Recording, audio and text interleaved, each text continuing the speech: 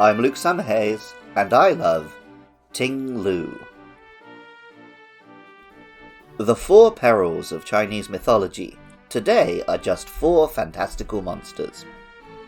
They have been interpreted and presented in very different forms throughout different myths, legends, and stories, sometimes as literal entities, others as metaphorical figures. They are vaguely associated with the four cardinal directions, and with certain vices or sins. This is all that remains of their fairly problematic origins. Even more so than in Britain or Japan, where London and Tokyo respectively get far more attention than the rest of the country, there is a prevalence in ancient Chinese narratives to consider central China the whole world. The world beyond the two rivers or the Great Wall was a wild, untamed land of barbarians and monsters. Specific tribes or kingdoms of so-called barbarians, and their leaders in particular, posthumously became the basis of the Four Perils.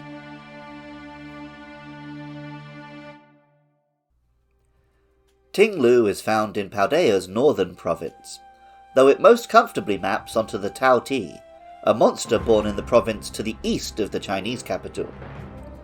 Ting is a dark and ground-type Pokemon, resembling a deer or moose made from piled earth, with a bronze pot for antlers. This body of piled sediment is a really interesting design, resembling both ancient Chinese sculpture and pre-Roman sculpture found in Spain. Pokemon Scarlet tells us, "The fear poured into an ancient ritual vessel has clad itself in rocks and dirt to become a Pokemon." As with the other treasures of ruin, the entity actually resides in the pot itself.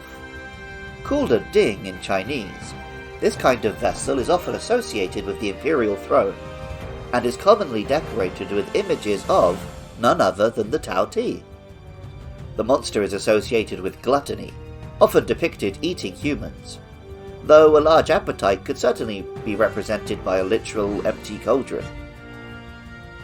Pokemon Violet tells us, "It slowly brings its exceedingly heavy head down upon the ground, splitting the earth open with huge fissures that run over 160 feet deep." This is a very telling Pokédex entry, as Ting has massively impacted the competitive metagame by making use of the one-hit knockout move, Fissure. Usually the low accuracy of one-hit moves makes them tactically unwise, but Ting-Lu's immense staying power means it has plenty of chances to roll the dice in a given battle. As this makes battles more luck-based than ever, some competitive players really hate it. The name Ting-Lu, as well as the Japanese name Din-Lu, combines the Chinese word ding, referring to the metal pot, with lu, the word for deer. The enemies of the Chinese throne being depicted as literal monsters is as old as the written word itself, and also still alive today. The 2016 monster movie The Great Wall featured Matt Damon defending China from literal flesh-eating alien versions of the Tao Ti, rather than the nomadic tribes whose superior mobility to China's armies required the building of the Great Wall. I hope by befriending these fearsome Pokemon, we can help calm the spirits of these long-dead peoples, and maybe help show the world that they were never monsters all along. Music for Luke Loves Pokemon is composed by Jonathan Cromie.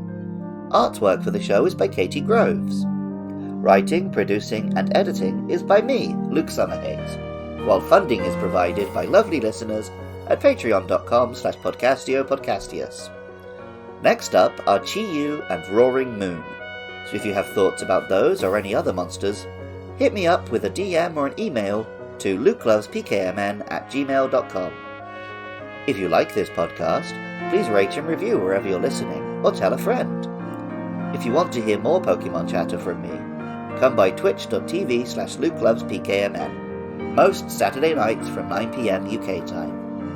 Even if you don't feel like doing any of that, thank you so much just for listening. I love Ting, and remember, I love you too.